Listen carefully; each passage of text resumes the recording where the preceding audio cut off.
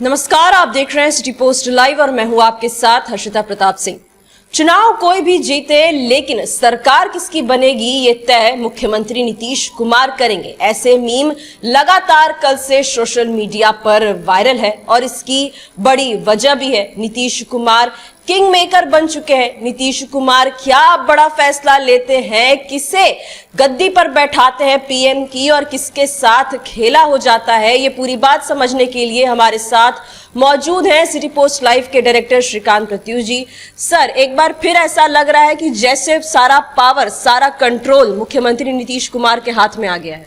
देखिए, नीतीश कुमार के बारे में तरह तरह की बातें हो रही थी कि जिस तरह से उन्होंने हाल के दिनों में 2 बार पाला बदला, उससे उनकी क्रेडिबिलिटी कमजोर हुई है और उनका वोट बैंक प्रभावित हो सकता है। लेकिन जिस तरह से चुनाव में रिजल्ट आया है, उससे तो साफ हुआ है कि नीतीश कुमार आज भी ओबीसी के सबसे बड़े फेस हैं।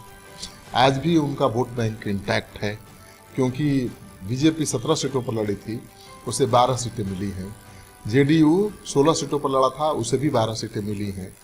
तो कम सीट पर लड़के बीजेपी के बराबर सीट नीतीश कुमार ने लाया है, तो उनका महत्व बहुत बढ़ गया है। और जो मैंडेट मिला है वो ऐसा मैंडेट है, ठीक है, एनडीए को मैंडेट मिला है सरकार बनाने का, लेकिन बीजेपी को बहुमत नहीं मिला है। तो पहले वाली बात अब नहीं रहेगी, बीजेपी दबाव में रहेगी सहयोगी दलों के, खासतौर पर अब चंद्रबाबू नायडू और नीतीश कुमार के, क्योंकि दोनों अहम हैं एनडीए सरकार। दोनों अगर अलग हो जाएं तो एनडीए सरकार नहीं बन सकती है। हालांकि साथ मिलकर चुनाव लड़ा है, दोनों को एक दूसरे के साथ का फायदा भी मिला है, तो उम्मीद करिए कि दोनों साथ रहेंगे और एनडीए की सरकार बनने जा रही है। लेकिन सवाल ये उठता है कि नीतीश कुमार को लेकर कई तरह की खबरें सोशल मीडिया में चल रही हैं कि नीतीश कुमार को ऑफर मिल गया डिप्टी पीएम का, चंद्रबाबू नायडू को पीएम का, इंडिया गठबंधन से, और खेला हो सकता है। मुझे लगता है कि ऐसा कुछ नहीं होने वाला है। नीतीश कुमार एनडीए के साथ ही बने रहेंगे, लेकिन मजबूती के साथ चुनाव में उभर कर सामने आए हैं, तो इसका फायदा जरूर उठाएंगे। पूरे राजधानी में देखा जा रहा है कि रातों रात पोस्टर लग गए हैं कि नीतीश सबके हैं। ऐसा पोस्टर तब पिछली बार लगा था जब नीतीश कुमार ने पलटी मारी थी। बिल्कुल, नीतीश सबके हैं पोस्टर लग गया, क्योंकि अब जेडीयू बहुत उत्साहित है इस रिजल्ट से। और जेडीयू के बारे में कहा जा रहा था, तेजस्वी यादव दावा कर रहे थे कि 4 तारीख के बाद जेडीयू खत्म हो जाएगा, यानी जेडीयू में बड़ी टूट हो जाएगी। अगर वाकई जेडीयू का परफॉर्मेंस अच्छा नहीं रहता तो खतरा था, माना जाता कि अब नीतीश कुमार ओबीसी के बड़े फेस नहीं रहे। देखिए, बिहार में क्या है, पिछड़ों के नेता लालू यादव है और अति पिछड़ों के नेता नीतीश कुमार है।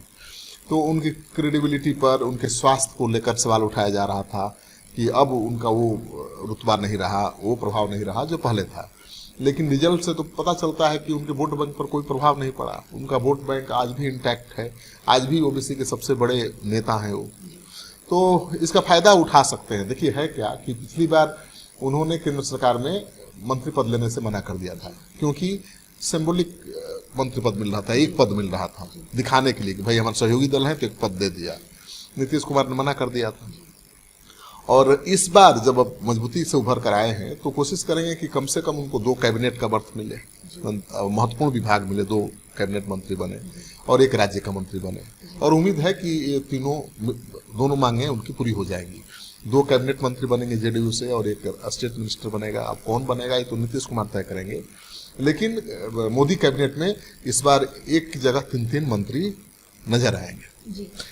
हाँ। ये कहा जा रहा है कि इंडिया गठबंधन की ओर से उन्हें उप प्रधानमंत्री बनने का ऑफर तो मिल ही गया है, तो क्या इस ऑफर को काटने के लिए एनडीए सामने से कोई बड़ा ऑफर देगी नीतीश कुमार को? नहीं, नीतीश कुमार को प्रधानमंत्री बनाने का ऑफर मिलता तो सोच सकते थे वो।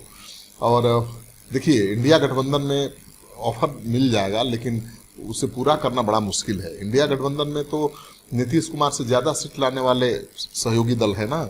ममता बनर्जी के पास बहुत ज्यादा सीटें हैं। दावा कर रहे थे कि बीजेपी का बहुत ज्यादा सीट आएगा बंगाल में, लेकिन ममता ने तो धराशायी कर दिया, बीजेपी को बहुत पीछे धकेल दिया और 29 से ऊपर उनका आंकड़ा पहुंच गया। तो ममता बनर्जी 29 सांसद लेकर चुप बैठेंगी कि पीएम आप चंद्रबाबू नायडू को बना दीजिए, नीतीश कुमार को बना दीजिए, अखिलेश यादव चुप बैठेंगे। तो जो सहयोगी दल हैं इंडिया अलायंस के, उन्होंने अच्छा परफॉर्म किया है, उनकी ज़्यादा सीटें आई हैं नीतीश कुमार और चंद्रबाबू नायडू से। तो इस ऑफर में मुझे लगता है कि ज़्यादा दम नहीं है, इक्वल सी गुफा है। और नीतीश कुमार एनडीए के साथ रहकर चुनाव जीते हैं, तो उसमें एनडीए मतलब बीजेपी का भी सहयोग है, उसका भी वोट मिला है ना उनको, और उनका वोट मिला है बीजेपी को, तब तो दोनों जीतने में कामयाब रहे हैं। बिहार की 24 सीटें और 5 जीतने में कामयाब रहे चिराग पासवान, मांझी भी जीत गए। तो तेजस्वी यादव को फायदा जरूर हुआ है, क्योंकि एडीसीटी का जोर लगा दिया था, बहुत मेहनत किया उन्होंने, उनको पूरा सहयोग भी मिला, समर्थन मिला अखिलेश यादव का, राहुल गांधी का, और उन्होंने विधानसभा चुनाव में चुनौती पैदा कर दी है, क्योंकि 0 से वो 4 पर आए हैं।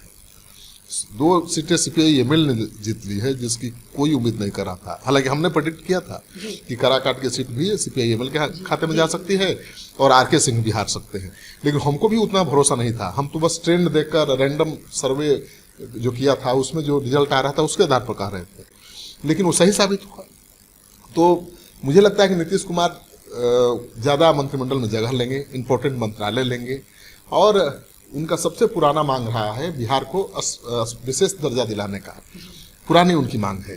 तो अभी मजबूत स्थिति में है, किंग मेकर की भूमिका में है, तो हो सकता है कि इस मांग पर वो जोर देकर केंद्र सरकार पर दबाव बना सकते हैं। अगर वो ये सफल हो गए बिहार को स्पेशल स्टेटस दिलाने में, तब तो नीतीश कुमार हीरो हो जाएंगे।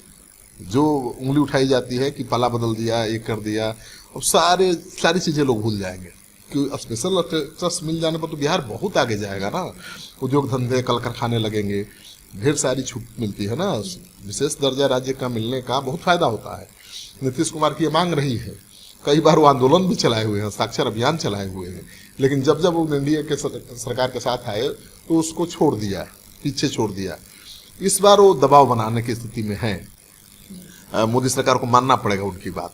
मुझे लगता है कि 2 कैबिनेट मंत्री बनेंगे, एक स्टेट का मंत्री बनेगा जेडीयू का, और विशेष राज्य के दर्जा की मांग को नीतीश कुमार जोर शोर से फिर से उठा सकते हैं। अब उनके इसी कदम पर सबकी नजर है कि क्या विशेष राज्य के दर्जा की मांग को जोर शोर से उठाएंगे। उनके पास मुद्दा तो है ना भाई, वो बिहार के मांग के लिए तो कुछ भी कर सकते हैं, और बिहार की मांग के लिए अगर वो लड़ाई लड़ते हैं तो पूरा बिहार उनका साथ देगा।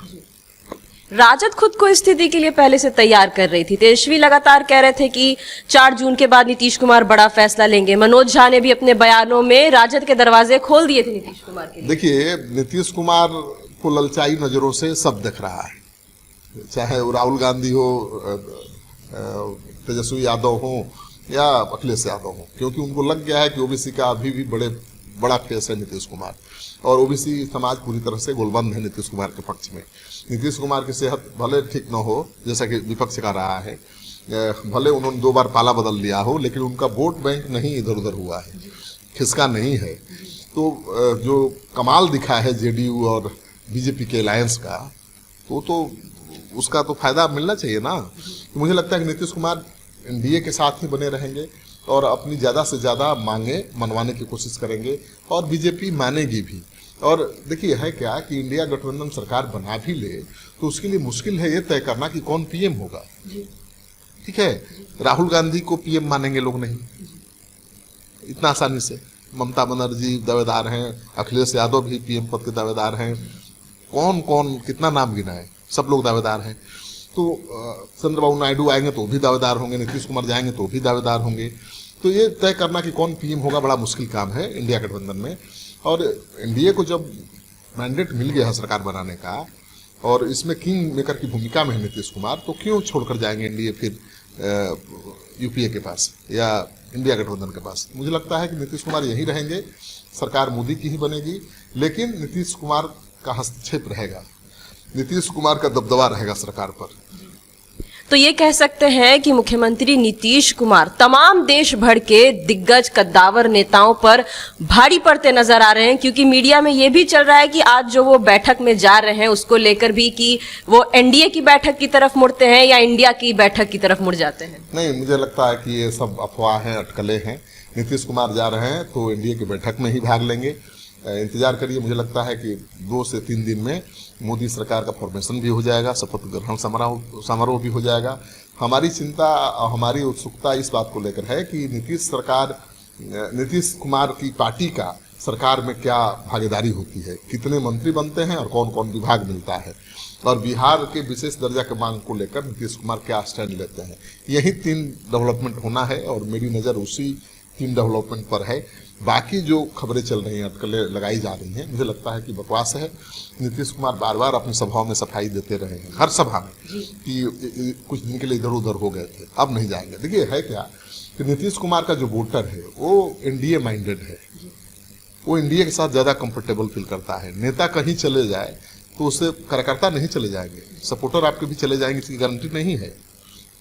तो नीतीश कुमार अगर एनडीए के साथ रहकर अच्छा रिजल्ट लेने में कामयाब हुए हैं तो फिर क्यों गलती दोहराएंगे, फिर आरजेडी के साथ या इंडिया गठबंधन के साथ क्यों जाएंगे जहां पर उनको सम्मान ही नहीं मिला। उन्होंने ही थर्ड फ्रंट का, उन्होंने ही इंडिया गठबंधन का गठन किया था, वहीं आगे थे सबसे, और उनको ही अहमियत नहीं दी गई। स्टीयरिंग सीट पर कांग्रेस पार्टी बैठ गई, उनको अध्यक्ष तक नहीं बनाया। नाराज होकर उनको फिर बीजेपी के साथ आना पड़ा और उसका खमियाजा तो इंडिया गठबंधन को भुगतना पड़ा है। अब सोचिए कि नीतीश कुमार अगर होते इंडिया गठबंधन के साथ तो तस्वीर क्या होती। नीतीश कुमार का सॉलिड वोट बैंक है, हार जीत का मार्जिन बहुत कम है हर सीट पर। तो ऐसे में नीतीश कुमार अगर इंडिया गठबंधन में होते तो आज इंडिया गठबंधन की सरकार भी बन सकती थी, लेकिन वो तो चुक गए। अब एनडीए के साथ हैं, एनडीए को मैंडेट मिल गया है, तो फिर अगर एनडीए को छोड़कर इधर उधर करेंगे तो वाकई बहुत नुकसान होगा, डेंट लगेगा उनके इमेज में।